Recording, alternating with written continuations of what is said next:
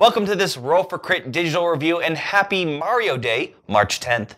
We've decided to actually use today instead of April 1st to review a Mario Party game, and why not start with the latest entry, Super Mario Party for the Nintendo Switch. That's right, this is the follow-up to the Wii U's Mario Party 10. Of course, there have been other entries on the 3DS, going all the way back to the N64. This newest one brings it back to basics of the original entries in the franchise. If you're not familiar, it's a party board game where each player is moving around a board collecting coins, and you can eventually collect enough coins to purchase a star. And at the end of the game, the person with the most stars wins. Around the board are different spaces you might land on. Some of them will give you coins, some will make you lose coins. Of course, you are rolling a die to determine where you will land and how far you can go. What's new about this entry in the series is that each character also has their own special die. So in addition to just a basic die 1 through 6, you have some strange ones that maybe have ones that can move you much farther than that, or possibly they might have a 0 on them, or maybe just a bunch of 1s if you want to have something reliable. It's really dependent on which character you play, so that actually does matter in this game. And like the older entries, you are moving separately. They got rid of the thing where you're all together in a car. There's also a bunch of other side games in this version that you can play with each other. There are some cooperative mini games, there's dance parties, there's river rafting adventures. There's a whole bunch of stuff that we can explore and talk about in depth. But why don't we just start with the basic gameplay, the traditional Mario Party board. In terms of other Mario Party games that we've played, how do you think this one compares to those? Well, this one comes with, I believe, 4 boards if I'm counting correctly. 4 boards, yes. And right. There are some ones I like better than others. It does still have that same feeling of the star, like, oh, it just happened to appear perfectly in the room. Like, it's a Mario Party game. There's definitely randomness going on. But there are a couple cool little elements here and there, like one of them has King Bomb Bomb, I believe his name is. Ba-bomb. Ba-bomb, thank you. And depending on when you land in spaces in his sort of area, he has a countdown timer, in which he'll blow up and taking anyone near him. So that's sort of a cool thing. Yeah, they do have some fun little gimmicks like that throughout the game. There's also some new items that you can purchase, some new spaces. Another big thing in this one is that traditionally a star in Mario Party costs 20 coins. This game they only cost 10. And the boards are a little smaller. So I think the idea is that this is a little bit faster paced, which I think it kind of comes out to be about the same length, actually, and if you play a full-sized game. But I guess it does ultimately result in you being able to get more stars, which maybe feels better as a player. Sometimes, yeah, it depends on, sometimes I feel like whoever's ahead in the star keeps getting it. But the one thing I think that also shows why they're trying to speed up the game, and in this case, is the items. A lot of them add some more weird, interesting things, like can double your rolls or add steel coins. But the one in particular, I think, that became an issue is the golden warp pipe. You knew exactly where I was going with that. And if you go online, some people say we banned people from buying that. That's what we did. Yeah. When I played this, I just said, look, you are not allowed to buy the golden pipe. Basically, it brings you straight to the star, so you can buy it, which is an item that existed in older games in different forms, but for one, stars weren't as cheap, and for another, it just seems like very easy to get. And I don't know, because I don't think you could buy them as because they're smaller boards. It's easy to hit that store. You could really just go to the store over and over and buy that thing. And it sort of becomes annoying if someone gets a star, then warps to get it again. The game basically, I think the problem is that the game becomes that is your goal, is to just keep buying that one item, which isn't as fun. Each board being unique, I also wish the last board that you unlock, the sort of golden temple board or whatever, I don't remember the exact name, that one actually has this really cool mechanic, because you mentioned how star price, the star price will vary. Right. There's actually a little sort of rotating thing, and I really like that a lot because things can change so much with that. Like sometimes when you go there, it's maybe too expensive, maybe it's actually cheaper, and there's actually ways to change it on someone. So someone's like, I'll have enough, and you're like, No, you won't. Yeah, the best is like someone gets ahead of you and buys a star, and it's like, oh, there are only 5 now. It's like, Yeah. oh, I'll take a bunch. Because you can buy multiple there too, yeah. So the person's just like, no.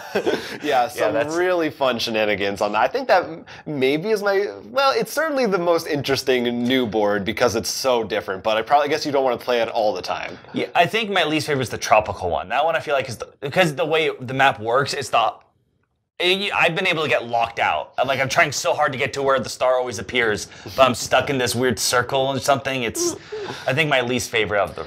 The rest were pretty fine. What do you think about the mini games? Because I feel like for most people, the mini games are why you play Mario Party. You know, I enjoyed most of them. I feel. Yeah. A lot of them use motion controls. Yeah, the way that actually we're keep talking about the basic board, but I want to get more into the other modes because they have different mini games. Mm-hmm. The board has either usually teams, free for all, or the 1v-all. And the 1v-all ones seem a little weird. It seems either really slated for or against the one. Mm-hmm. Have you? And there is a team version of the boards, which has the same mini games though, but usually just the team battles. There's also though the cooperative mode, and those games are actually pretty fun to play with some other people sometimes because you're like, no, we need to go left, right, left. Yeah. And then there's the motion control games.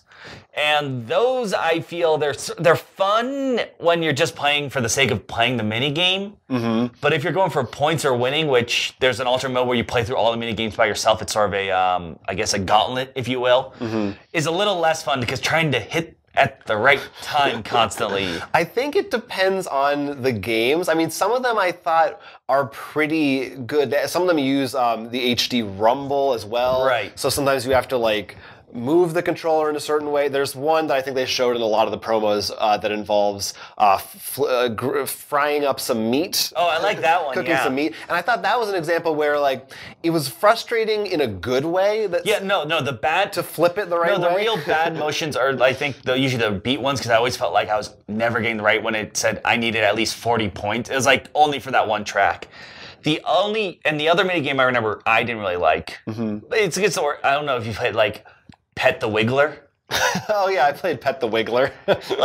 It just feels like a weird hot potato, not really. Yeah, some of them are just kind of a little bit random. But overall, it's fun. I also it was particularly so, talking about some of the other modes, there's this river adventure mode, which is, I think, probably the best outside of the board modes, the best side kind of game. Well, there's only 2. No, there's the dance. I'm talking about the dancing game. That's what I'm saying. And there's the mini games like the puzzle room and stuff. Right. Toad's Rec Room. Yeah. So yeah, I mean, there's not that much content. But while I did really enjoy that mode, I also found playing it through multiple times, there's only 10 different mini games. So I wish there were more of those cooperative ones because I thought those were really fun. There just wasn't a ton of variety for it.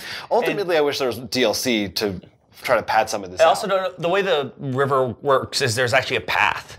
And you can choose to go left or right in the path. And while there were some differences, like bloopers coming out and something like that, I wish the minigames maybe reflected that too somehow. Mm-hmm. If there's more, they could have. Especially since reminds me very of just the water rafting. But what if you made a right here and all of a sudden it's lava going through or something crazy? Depending on which path you go, some really weird stuff. There's definitely more they could do. I think that then the other big mode we didn't talk about yet is, you alluded to it, the team mode. Yeah, this one I actually like a lot. I think this is where it really shines compared to most people who just say Mario Party, it's just roll and move. Mm-hmm. The way the team mode works is you're in pairs of team, and you choose the same boards before, like the gold board we talked about, or there's an ancient one, a mine one.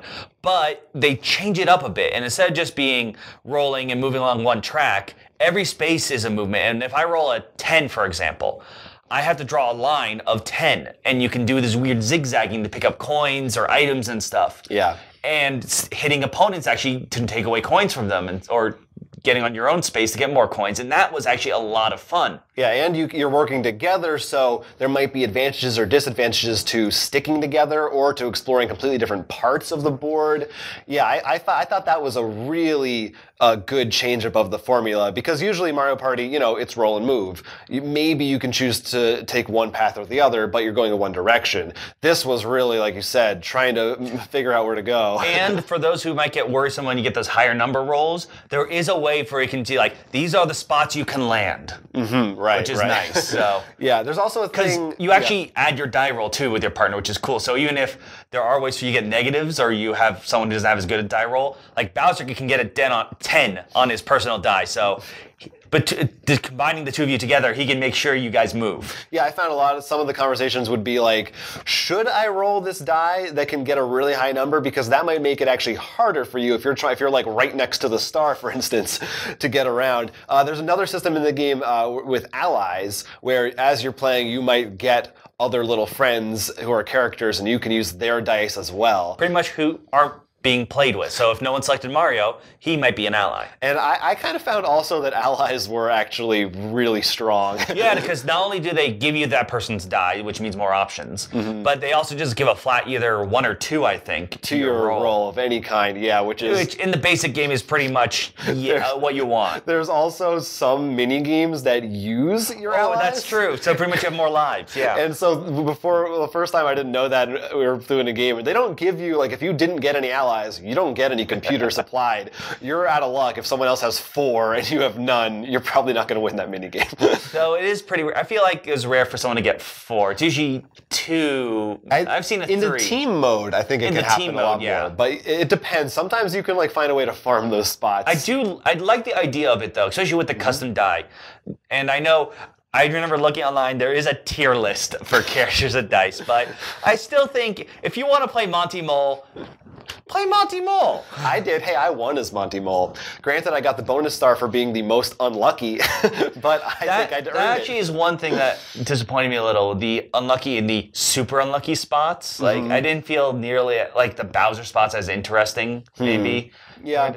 But overall, I think they actually did do a lot of improvements, and I think because it's on the Switch, it's great too because it is portable. Yeah, yeah. I don't think it's certainly not the best Mario Party game, but the best one probably in at least 5 years, if not 10. Like certainly the best in 2 generations of systems that have come out.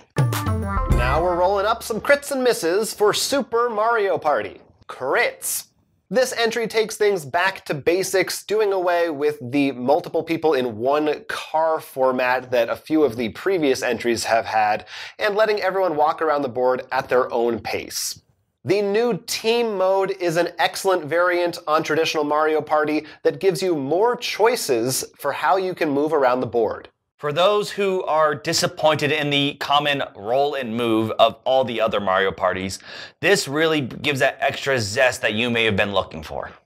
There are a variety of fun mini-games and extra gameplay modes that you can enjoy.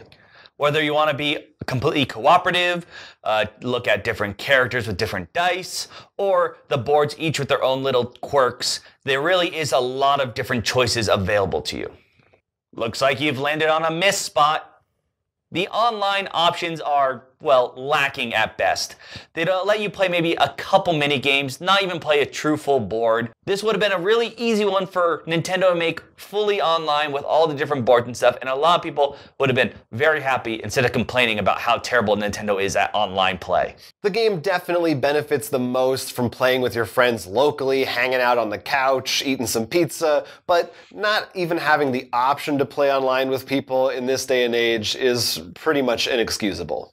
This is still a Mario Party game, which means it is random as ever, so I hope you weren't planning that complex strategy that won't be ruined by a randomly poured dice roll. I will deserve every bonus star I get, and every one I don't get, I have been robbed of. The Golden Warp Pipe is not really that great of an item in this game, especially with the smaller board. It almost just becomes farming that if you don't make a house rule for people to force them to avoid that item. I know I am really hoping that they come out with some DLC. You know, Nintendo has been pretty good about bringing DLC content to a lot of their games lately. Of course, that's not really an excuse because I do think that as a product itself for $60, you don't get a ton of content, especially just in how few boards there are, since that's really the main area of the game you're playing in. But aside from that and our other little complaints, if you like Mario Party games, if you have a Switch and you're hankering for, like I said, that local couch co-op action, this will definitely scratch that itch. I had a ton of fun playing a bunch of rounds with some friends just in that exact way. Well, I think because, as you said, this is one of the better Mario parties in a while, is that why you're so disappointed in the content? is because you want more. Right, and right. I think that's they could always do better. Yes. But this is a good stepping stone. And I will say, though, the DLC, as I said, very unlikely in particular because they didn't even say anything. I mean, Smash, they announced the DLC beforehand. So. Right, right. You never know. Nintendo is weird. That's when it comes to anything involving online. They did release Mario Kart 8 DLC like a year after it came out. That's true. You know, who can say? Yeah. Well, anyway, Super Mario Party for the Switch. It's available right now. We hope maybe you're playing it or some other Mario games to celebrate Mario Day. Talk to us in the comments. Have you played this new Super Mario Party? You got a favorite mini game, character that you think is OP and needs to be nerfed? Talk to us down there. Or on social media, Twitter, Facebook. We're always hanging out. Inside the question mark block. We could be there as well. My name is Jonathan. I'm Will. And this has been a Roll for Crit digital review. Don't forget to like and subscribe for more board game content. Every little bit helps. Please, we gotta eat.